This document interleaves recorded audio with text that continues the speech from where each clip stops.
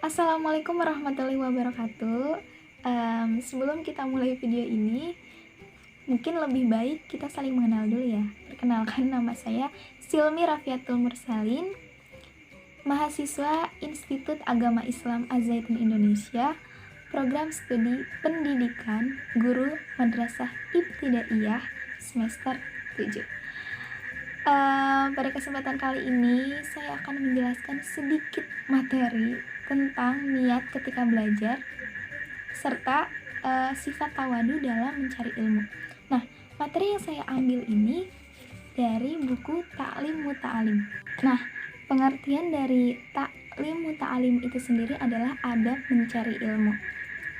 Buku ini terdiri dari 13 pasal atau 13 bab. Kalian bisa nyari buku ini di toko buku atau bisa pesan via online juga kayak dari Shopee atau online shop lainnya. Aku rekomendasiin banget sih karena ini bagus banget. Oke, langsung aja kita mulai ke pembahasannya.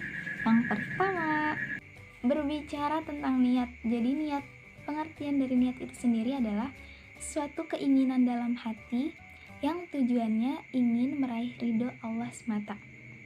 Jadi segala sesuatu atau segala tindakan yang akan atau yang sedang kita lakukan ini pahala atau dosanya itu dilihat dari niat kita.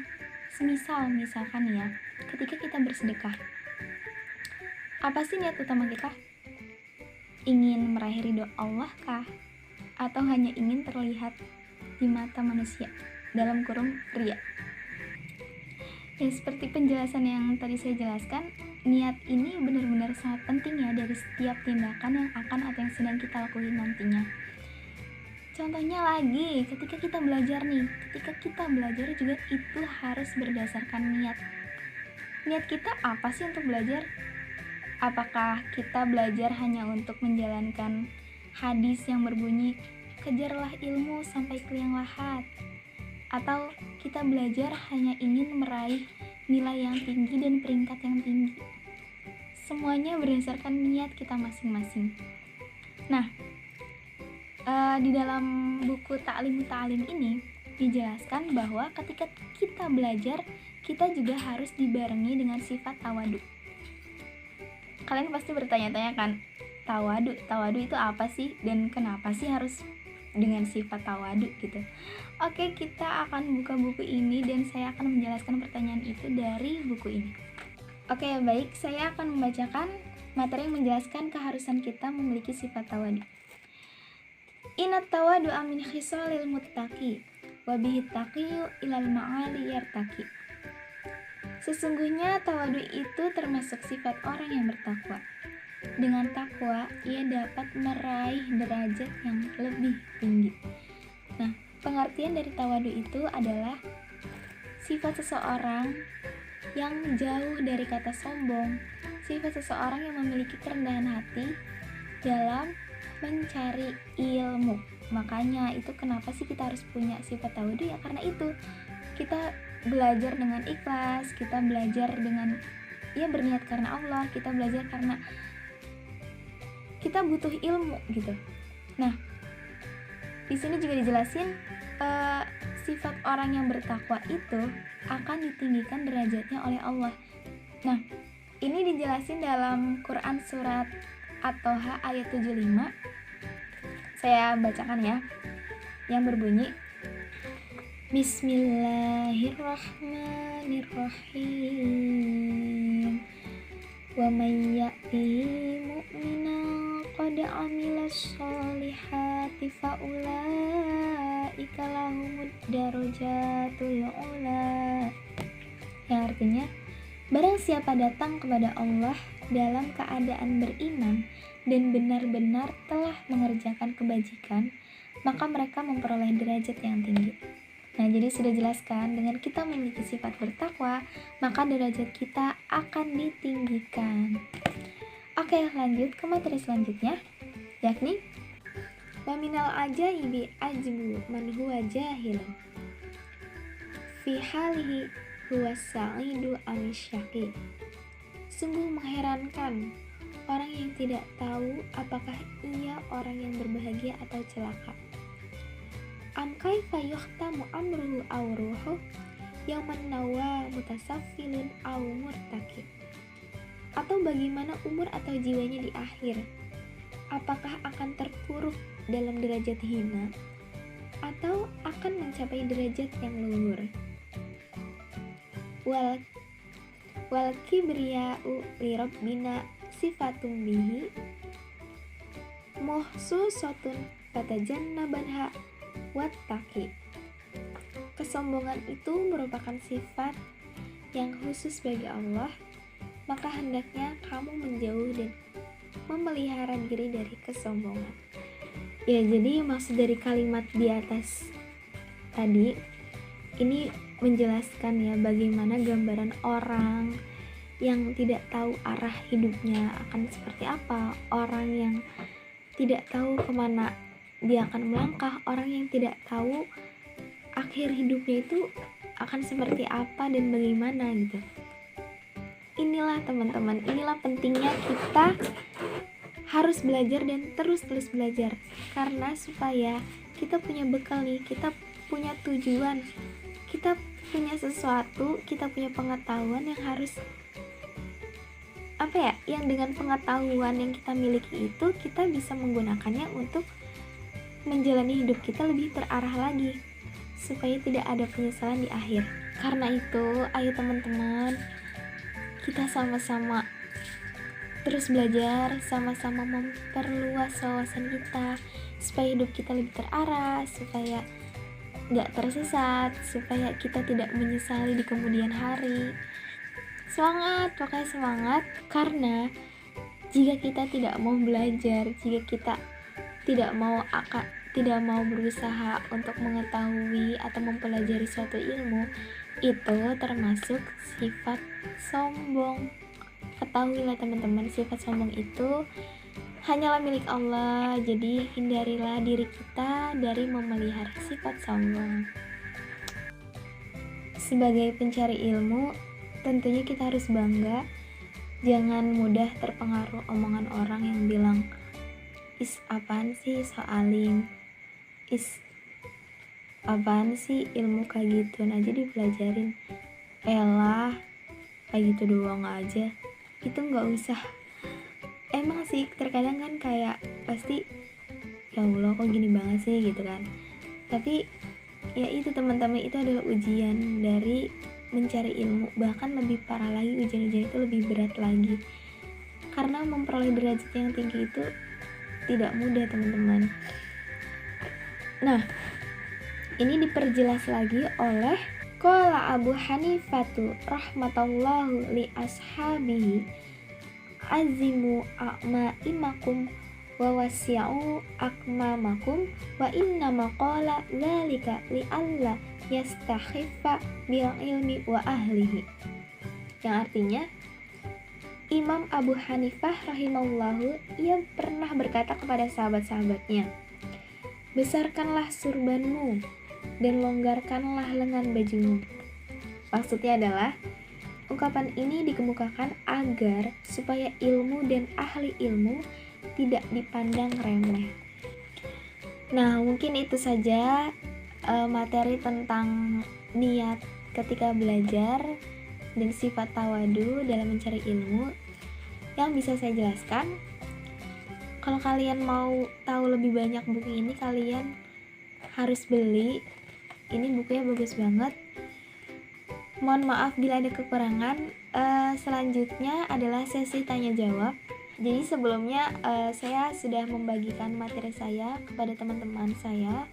Kemudian mereka akan bertanya, 3 orang penanya, dan saya akan menjawabnya di sini.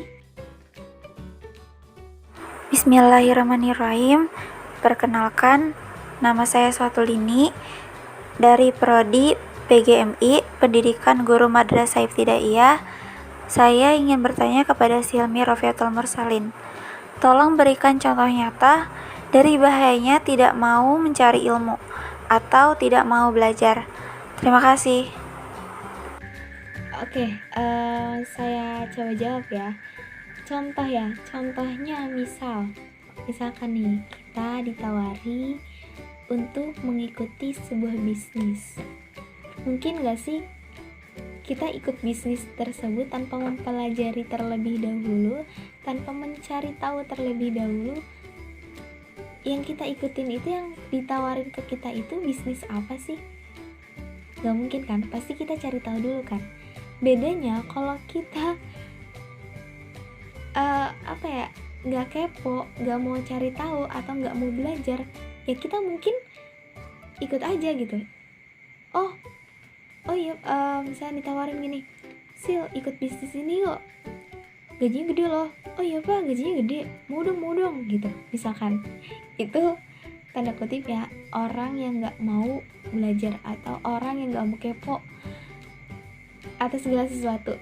Tapi kalau misalkan orang yang kepoan, orang yang mau belajar, orang yang takut akan akhirnya bagaimana, dia pasti bakal cari tahu dulu nih, bisnis ini apa sih? Karena ada rasa ketakutan dalam diri sendiri gitu kan. Bisnis ini mengandung unsur riba atau enggak? Bisnis ini dampaknya bagaimana nanti di kehidupan saya dan akhir hidup saya gitu kan. Nah, ini pentingnya, sekali lagi pentingnya mencari ilmu, pentingnya kepo akan haus ilmu. Itu penting banget supaya hidup kita lebih terarah dan tidak timbul rasa penyesalan gitu teman-teman. Oke, selanjutnya pertanyaan kedua. Saya Siti Nur Afifah dari IAI Al-Aziz, prodi PGMI semester 7, ingin bertanya, semisal nih kita kan udah niat belajar tapi tiba-tiba rasa malas itu muncul, bagaimana cara mengatasinya? Terima kasih Sini. Terima kasih sudah bertanya. Jadi apa sih cara menghindari rasa malas ya? Pengalaman pribadi, jadi ketika rasa malas saya untuk belajar itu muncul, saya perkuat niat saya. Pertama, perkuat niat belajar, baca doa sebelum belajar. Dan ketika rasa malas itu timbul, kita mengingat kembali nih, apa sih tujuan saya belajar tuh apa sih? Untuk apa sih saya belajar gitu. Kalau itu belum cukup, mungkin dibantu dengan kata-kata motivasi. Oke, saya akan kasih contoh ya. Ini di belakang saya tuh banyak motivasi yang saya tempel. Jadi ketika rasa malas saya belajar itu keluar, saya langsung melihat motivasi lagi. Saya langsung mengingat, ayo Sil, semangat, kejar cita-cita, tujuan belajar tuh apa sih gitu, langsung kayak gitu.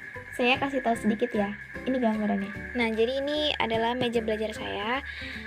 Ini ketika saya malas, saya tuh melihat tulisan ini, kamu menyerah, ayo bangkit, karena 3.000 orang di luar sana sedang semangat. Kamu santai, sedangkan angkatan kamu Zatura sedang bekerja keras. Terus ini juga jadwal-jadwal. Terus kalau perlu saya tulis hal-hal yang membuat atau memicu rasa malas ini bagaimana ya gitu ya teman-teman. Jadi intinya penanganan dari sifat malas itu timbul itu ya dari diri kita sendiri, karena rasa malas timbul juga itu karena diri kita sendiri gitu. Bismillahirrahmanirrahim. Assalamualaikum warahmatullahi wabarakatuh. Saya Sabila, mahasiswa PGMI semester 7, ingin bertanya, kadang masih bingung sama diri sendiri, kenapa sih kita harus belajar? Apakah kalau belajar hati menjadi lembut dan tawadu? Tolong dijelaskan ya. Terima kasih.